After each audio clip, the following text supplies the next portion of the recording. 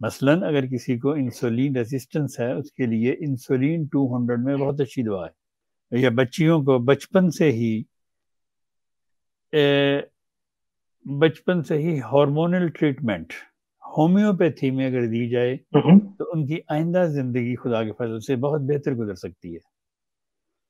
تو ان کا hormonal treatment allopathy نہیں کروانا چاہیے، بلکہ ہومیوپیتھی ہارمونل ٹریٹمنٹ کروانا چاہیے۔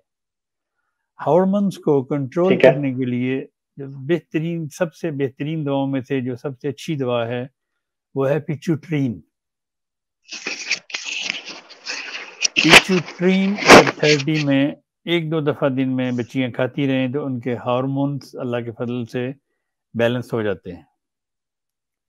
ہاں جی، یہ پیچوٹرین دوائی عموماً عورتوں کو اور اکثر عورتوں کے یہ جو ہارمونز ہیں اس کو ٹھیک کر دیتی ہے۔